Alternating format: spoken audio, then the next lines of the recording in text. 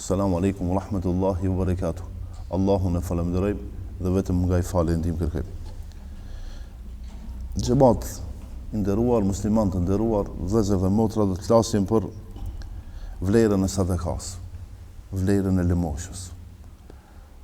Duke pas parasysh që ne muslimanët kemi obligim të ndihmojmë njëri tjetrin, mirë po janë disa obligime të caktuara nga ana Allahu subhanahu wa taala që janë farze, të patjetërsueshme, siç është zekati, është fitri, që patjetër duhet të nxirren të jepet të ndihmohet njerëzve. Mirë po në këtë rast ne do të flasim për sadakan. Sadakaja nuk është obligative, është sunet, është vepër e mirë, është punë e mirë që duhet secili prej nesh të mundohet të ndan nga një pjesë e pasurisë për t'i ndihmuar ata që nuk kanë mundësi në mëngjes, nuk kanë mundësi në drekë, nuk kanë mundësi në iftar, nuk kanë mundësi të kenë ushqime të bollshme në sifire kështu më radhë. Allahu në Kur'an thot, Allahu subhanahu wa taala në Kur'an thot: "Alladhina yunfiquna amwalahum bil-lejli wan-nahari", ata të cilët e japin pasurinë natën dhe ditën, sirran wa alaniya, fshehurazi dhe haptazi, falahum ajruhum inda rabbihim, ata do të kenë shpërblime nga ana Allahu subhanahu wa taala. Wala khawfun alehim, edhe nuk do të kenë frikë, nuk do të friksohen, wala hum yahzanun, as do të pikëllohen. Sa I përket sadakas, unë në këtë ligjërat shkurt do të mundohem ti tregoj disa vlera. Pse duhet me dhënë sadaka? Me dhënë shumë e qartë, shumë e thjeshtë, sadakaja, kur unë I ndaj 50 dinar, I ndaj 100 dinar, I ndaj një pjesë, sasi caktuar, jo tjetë e caktuar e përditshme se për ditë duhet me dhënë patjetër nga 100 dinar, ja, nuk ka patjetër. Se në muaj duhet me dhënë nga 50 euro, nuk është patjetër. Me mundësi që I kemi. Sot jap 100 dinar, nesër jap 300, pas nesër nuk ka mundësi me dhënë, pas një javë jap më shumë, pas një muaj jap më pak. Me dhënë është dëshirë dhe mundësi e jona se sa do të ndihmojmë. Mirë po, sadaka e ka vlerën e vet, e ka dobinë e vet, e para, vlera e parë që unë dasha t'ja përmendi vetë se pas të juve të gjithëve, ose sadakaja po lëmosha është shkak, ose sebeb, shkak për shtimin e pasurisë. As se si dhe as njëherë nuk guxojmë ne të pretendojmë e as të mendojmë se me dhënien e pasurisë ne humbim. Është gabimi më I madh në botë kur njeriu, se sadakaja dhe dhënia e pasurisë fi sabilillah nuk ka matematikë. Në këtë rast matematika nuk është ajo që e dimne. Shembull, I ke 1000 euro, I ke dhënë 50 euro dhe me njëherë sipas matematikës kanë ngel 950. Jo, ato kanë mushtu. Kanë me I te kalu 1000. Nëse I ke pas 1000, I ke dhënë 50, kanë mbet 950. Pasha Allahun, vlera e tyre ka më qenë më e madhe. Sepse Allahu në Kur'an thot: "Yamhaqullahu ar-riba", Allahu ja tërheq, ja hek, ose ja heq çdo përfitim kamatës.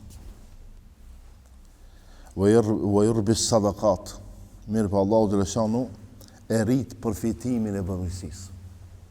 Në këtë rast e kundërshton fort kamatën, se çka do të përfitojmë nga kamata është ndaluar, dhe e lavdron bamirësinë, sa do të ne mendojmë që humbim nga bamirësia, nga lëmosha, nga e dhënmja, atje kemi fitimin. Se ndonjëherë nuk është fitimi kur I kemi letrat. Ka letrat, shembull tash në këtë kohë, kemi njerëz që kanë shumë letra, shumë pare. Mirë pa ato si të gjithë fukarat njësoj, të shtëpia. Nuk mundet me dalë, nuk mundet me knasë, nuk mundet me shku me lëviz. E letrat nuk krijnë punë ndonjëherë. Para mendoj me letra, me miliona dollar me ngel ndeti, me ngel shkretëtir. po me të mbillë në burg. A duan, a të krim punë, janë. Pejgamberi sallallahu alaihi wasallam thot, sadakaja, dhënia e sadakas, dhënia e lemoshës nuk e pakson pasurinë. Në asnjë mënyrë, vetëm se e shton. Dobia e dytë është sadakaja, lëmosha, është shkak, është sebeb për shërimin e sëmundjeve të lloj-llojshme. Pejgamberi sallallahu alaihi wasallam thot, shërojeni të sëmurit tuaj me çka? Shërojeni të sëmurit tuaj me çka? Me sadaka.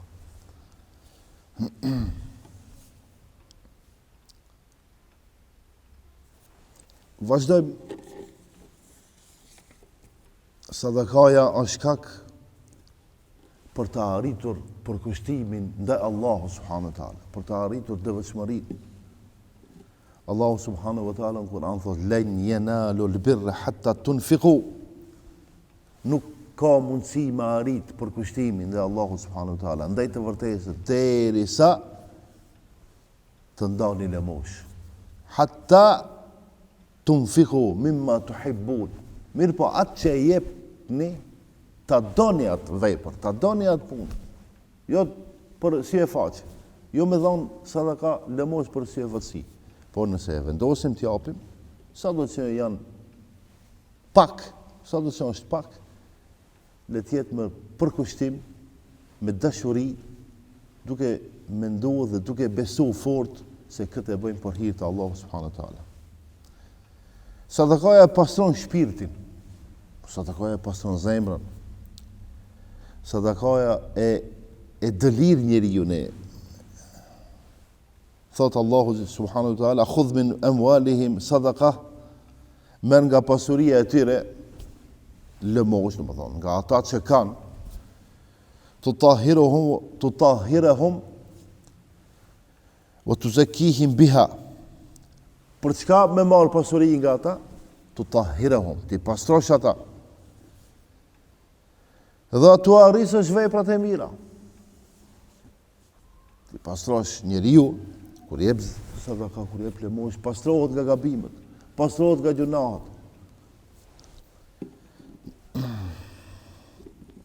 Sadakaja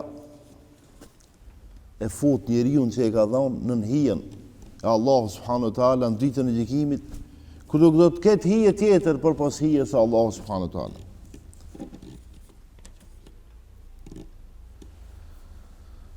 Sadakaja, musliman të nderuar, e përforcon lidhjen farefisnore.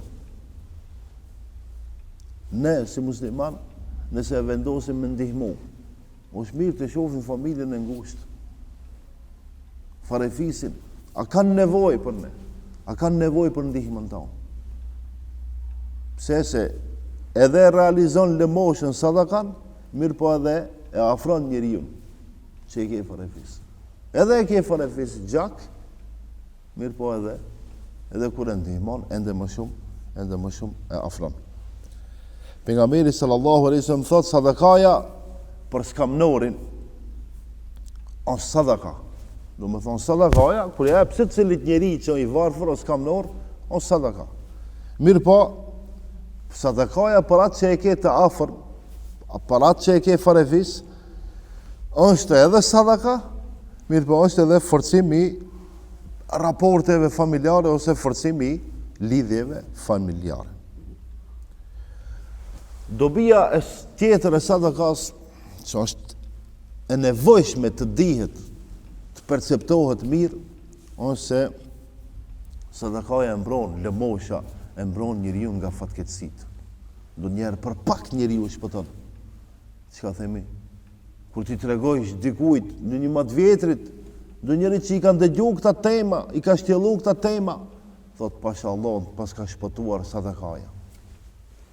Thot, për pak shpëtova nga ndeshja, për pak shpëtova ku e di unë nga një problem, për pak shpëtova nga humbja e pasurisë. Çka i thot ai mençuri, ai dituri, ai që i kanë dëgjuar këta tema, thot pasha Allahun ka shpëtuar sadakaja. Pejgamberi sallallahu alaihi wasallam ka thonë bamirësit, do të thonë jo bamirësia, shumës bamirësit e mbrojnë njeriu nga fatkeqësitë. Fatkeqësitë e lloj-llojshme. Ndërsa lëmosha e fshehtë, sadakan lëmoshën ndihmën që e ka dhënë fshehur azi, mos ta shohin njerëzit. E shuan hidhrimin, e shuan nervozën. Allah subhanahu wa taala. Ndërsa respektimi i farefisit, respektimi i të afërmëve, ta shton jetën. Në këtë aspekt, secili e ka caktuar, se kur lind dhe kur do të vdes, mirë po, ne nuk e dim se kur do të vdesim, secili në ditë që e jetojmë, ta falenderojmë Allahun subhanahu wa taala për të mirat që na ka dhënë. Musliman të nderuar, zemra sa do të duket e butë, kur ta marr zemra sop mishi e prej kështu, zemër njeriu s'kemi pas raste për pas ata mjekët, kur kanë bënë një operacion, kanë prek zemrën, më të bo zemrën e kafshëve. Zemra është theme se një lloj. Zemra sa do të duket, kështu ka shofi e butë, do njëherë bëhet guri. Një njeri që se pranon Allah, një njeri që se pranon prindin, një njeri që se pranon të mirën, një njeri që asë gjatë nuk pranon të hajrit, përpo se ka dëshirë shërë me bo, keq me bo, a njeri ka zemrën e ngurt, zemrën e ka guri. Mirë pa sadakaja është shërim, është ilaç për zemrat që janë të ngurta. Pejgamberi sallallahu, një person ka shkuar te i dërguari i Allahu subhanahu wa taala Muhamedi sallallahu alaihi wasallam dhe ju ka qajt për ngurtësinë e zemrës. Ai Muhamedi sa mi tha, fërkoje kokën e jetimit dhe jepi ushqim skamnorit. Shumë thjesht. Përgjigje që vetëm ai Muhamedi alayhi salam ka ditë me e knaqë atë pyetësi. Mu ka ngushtu zemra, jam mërzit, së më shkon puna, njerëzit qahen për ditë. Edhe tash, çka i thua ti? Shumë bukur. Fërkoje kokën e jetimit, do më thonë ndihmoje jetimin, edhe shkon ndihmoje me ushqim skamnorin ose me sadaka skamnorin. Sadakaja është shkak, ose mund të bëhet shkak nga shpëtimi i zjarmit të xhehenemit. Allahu dhe lëshanu në Kur'an thotë wa yut'imuna at-ta'ama ala hubbihi miskinan wa yatiman wa asira. Ata njerëz, ata muslimanë që ushqejnë, që i ushqejnë të varfërit, do të thonë wa yut'imuna at-ta'ama ala hubbihi miskinan, të varfërit, wa yatiman, yetimat, ata që nuk kanë prind, wa asira, dhe të zënët rob edhe pse janë nevojtarë. Do të thonë do njëherë ne jemi të nevojshëm, mirë po, ne edhe pse jemi të nevojshëm, nevojtarë për vetvete, e ndihmojmë edhe tjetër. Sadakaja i falë mëkatet dhe i fshin gjunahet. Edhe një se dy dobi të përmendi, sadakaja është shkak dhe është sebeb për faljen e mëkateve dhe për fshirjen e gjunaheve. Mëkat gjuna njësoj. Pejgamberi sallallahu alaihi wasallam ka thonë, sadakaja lëmosha i fshin mëkatet, i fshin gjunahet, e pastron njeriu nga gabimet, ashtu siç e fik uji i zjarin. Uji i zjarin e fik me një. Nëse ka zjarr pak e uji ma shumë, që ndonjëherë nëse ka zjarri shumë i madh e pak uji, me siguri nuk e fik. Mirë po këtu sadakaja tash, në këtë rast është shumë ujë madh. Shumë ujë, me litra, me litra, me miliona e miliarda litra, që secilin zarme e fik. Të ndershëm musliman, dobia e fundit shpërblimi i sadakas nuk ndërpritet. Shembull sot ke dhënë ndihmë, ke ndihmu dika dhe tash mendon që e ke një shpërblim caktuar edhe u kri puna. Jo. Pejgamberi sallallahu alaihi wasallam thot, kur vdes njeriu, të gjitha punët i ndërpriten përposet në 3 raste.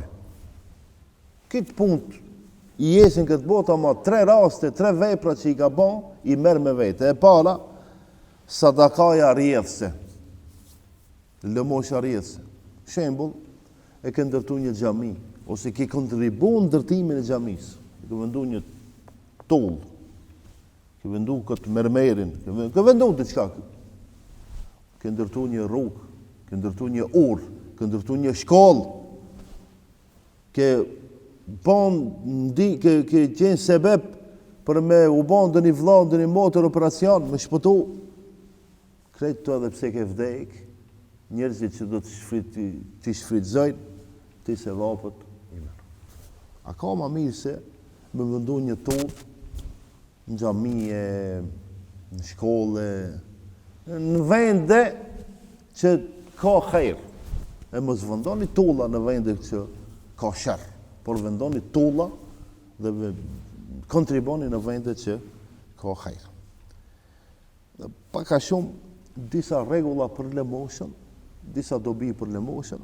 Unë mësoj vetën dhe juve që mos e harroni këtë që i kemi thonë tash, por e kanë thonë hoxhallarët, para hoxhallarëve ka thonë Allahu subhanahu wa taala na ka mësuar, e pastaj na ka mësuar edhe Muhamedi sallallahu se si duhet njeriu të jetë bamirës, sepse bamirësi as sesi dhe asnjëherë nuk humb në këtë botë, por është fitimtar. Edhe në këtë botë, edhe në botën tjetër. Inshallah Allahu na udhëzon edhe të gjithëve së bashku në xhenet. Assalamu alaikum wa rahmatullahi wa barakatuh.